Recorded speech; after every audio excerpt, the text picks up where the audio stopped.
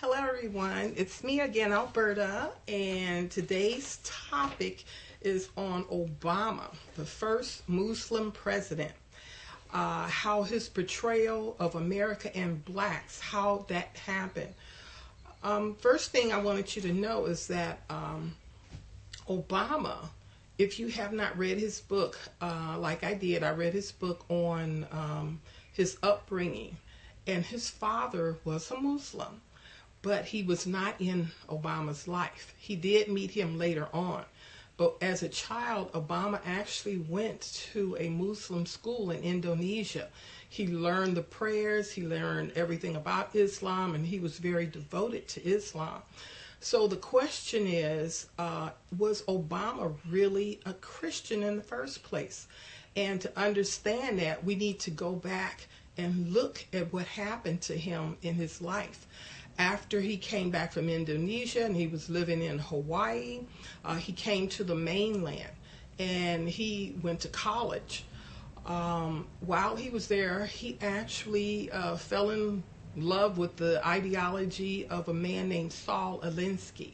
Saul Alinsky was an atheist. He has passed away since back in the 70s, I believe.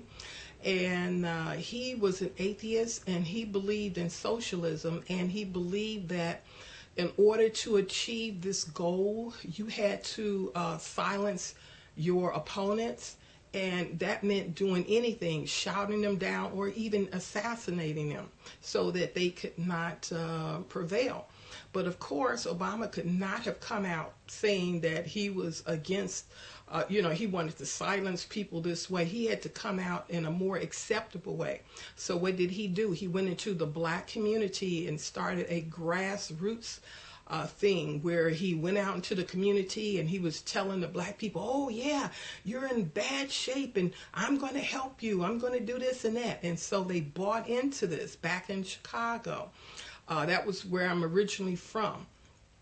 He went on to say anything and everything to get himself elected. He said he was for traditional marriage, but we all know that turned out to be a lie, because as soon as he got into office, one of the first things he did was to destroy marriage between a man and a woman.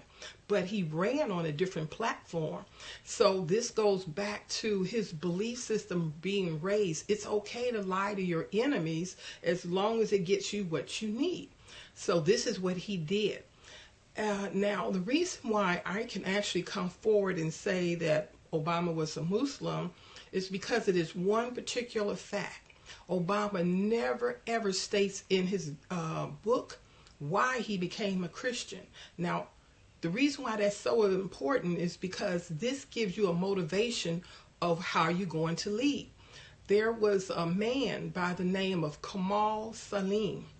I would love you all to watch his video, and it will tell you or show you how a person is really converted when they see the light, when they they go and have an experience with Christ. This man, Kamal Saleem, he actually came to this country as a terrorist. He wanted to kill Americans. He had it all planned out. They had given him money from back home, and he was on his way to do his jihad. But Christ intervened, and instead of doing jihad, it turned around that he told everybody, and that's why I say you can go online and check out that video. He told everybody how he came to this country and what his intended purpose was. And once he found Christ, that all changed. Now compare that with Obama. There's nothing that I have read that said, Obama says that, you know what, I saw the light and I saw Islam. This is not right. He never says that. Instead, what does he do? Once he gets in office, he starts condemning Christians.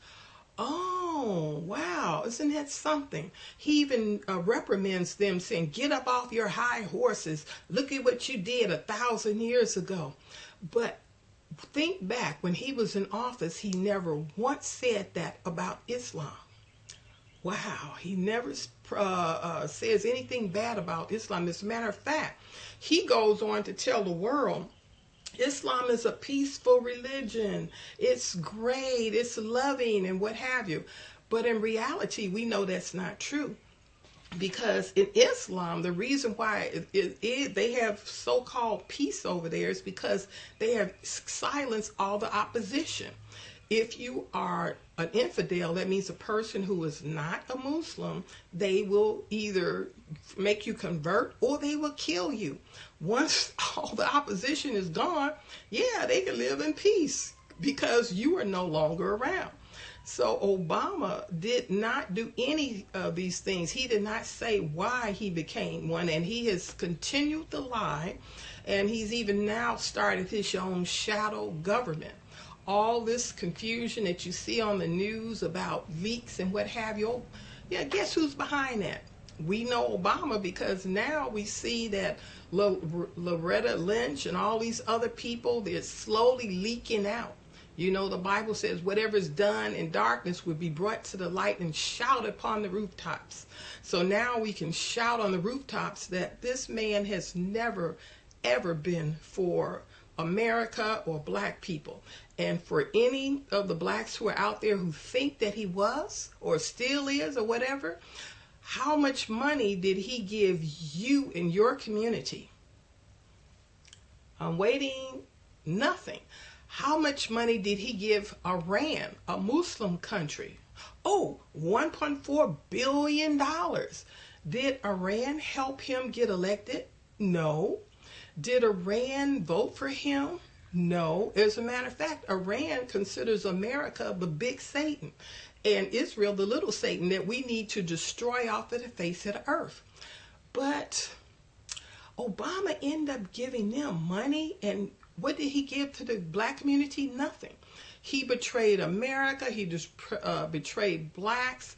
And so anyone who's watching this video, please pass it along. We have got to stop the shadow government. We have got to stop all of this nonsense and stick with a man, even though he's not the same color as you, because Martin Luther King said, do not judge me by the color of my skin, but the content of my character. And we know Obama had none.